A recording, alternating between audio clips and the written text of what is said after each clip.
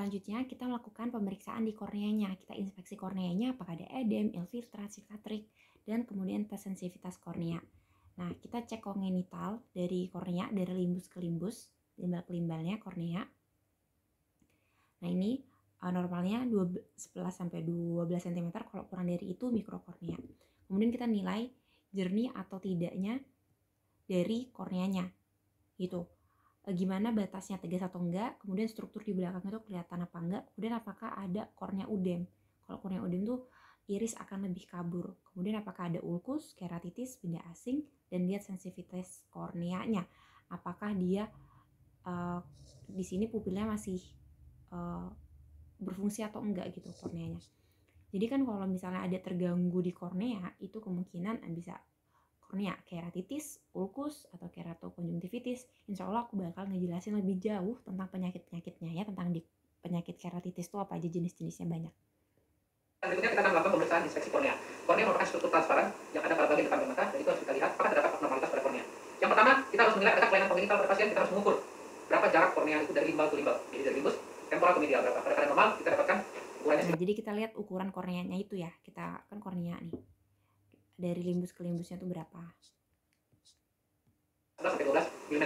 Nah, pada keadaan tidak normal, pada mikrokornea kita dapatkan di bawah itu. Terutama kita harus aware pada anak-anak yang baru lahir atau bayi. Apabila korneanya besar, diameternya sekitar 14, maka kita namakan gustamos, yaitu pada glaukom. Nah, kalau misalnya nih korneanya ada kelainan kongenital, gustamos, itu diameternya tuh lebih dari sama dengan 14, itu glaukoma kongenital. Kongenital ini kita harus paham, harus mengukur kecurigaan apabila terlihat kornea kecil atau lebih besar. Kemudian kita lihat apakah kornea pada pasien ini jernih atau tidak. Ya, kita menggunakan penlight, kita lihat, ini kita tentang. Bagaimana kita menentukan kejernihan dari kornea? Pertama kita lihat bahwa pantulannya bagus, tegas ya. Kemudian struktur di belakang kornea. Nah, jadi kita lihat jernih atau enggak itu dari mana? Kalau jernih, kelihatan pantulannya, batasnya tegas, struktur di belakangnya tegas gitu. Tegas ya, kita bisa lihat pita dengan baik, kita bisa lihat iris dengan baik, dan strukturnya itu adalah tanda dari kornea pada pasien ini adalah kornea yang jernih. Apabila kornea tersebut udem, maka gambaran iris akan terlihat lebih kabur dan pitanya juga tidak terlihat dengan jelas. Itu adalah tanda-tanda dari kornea. Ya. Oke, sekarang mana kornea, mana yang iris gitu kan pertanyaannya kan. Kita bisa lihat di sini nih teman-teman. Nih. Teng, ini kan kornea nih, ini kornea. Nih, irisnya tuh di sini. Kalau misalnya kabur, ya tandanya ada sesuatu nih di kornea. Kita lihat jernih enggak, terang enggak gitu kan, keruh atau enggak. Itu namanya kornea. Nih, kornea. Kalau misalnya kayak gini, ini kan enggak, udah kabur ya, keratitis nih, atau malah udah ulkus kalau misalnya dia ada defek gitu, ada cekungannya gitu. Ada apa namanya istilahnya kalau kornea, nanti ya kita review lagi insya Allah tentang keratitis. Kemudian kita lihat apakah ada lesi di sana, misalnya ada ulkus, ada keratitis, atau juga apabila kita dapat temukan pada benda asing, ya, misalnya pada pekerja jelas yang menggeringkat, itu akan ada pantulan gram yang dapat menancap pada kornea. Itu kita gunakan loop untuk melihatnya dengan jelas. Kemudian pemeriksaan berikutnya adalah yang bisa kita lakukan adalah pemeriksaan sensitivitas dari kornea. Kita tahu bahwa kornea dipersarati oleh nervus trigeminus cabang 1.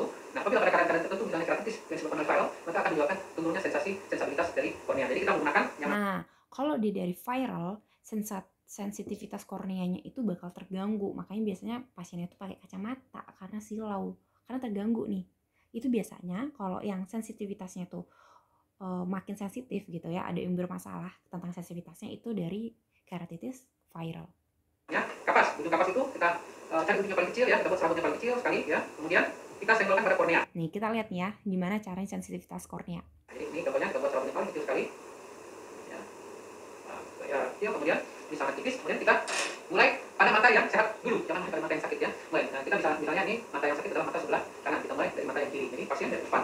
Kemudian kita minta pasien untuk mendeskripsikan berat. Apakah merasakan ada benda yang menyenggol pada kornea seperti ada berlipat atau tidak ya. Jadi pertama ini pasien. Tuh kita lihat apakah pasien tuh ngerasa ada yang mengganjal, ada yang menempel gitu. Kita melihat arah itu supaya tidak terlalu melihat ini. Kemudian kita senggolkan ke sini ya. Nanti pasien bilang merasa atau tidak. Rasa ya. Cukup segitu saja. Nanti ulangi mata yang sebelahnya ya. Ini adalah pemeriksaan sensibilitas. Pada nanti kita bandingkan apakah pasien sama rasanya antara mata kanan dan mata kiri. Apabila sama tentu artinya baik sensibilitasnya. Apabila sebelah lebih tidak berasa dibanding mata yang satunya lagi, maka kita katakan bahwa sensibilitas kornea menurun.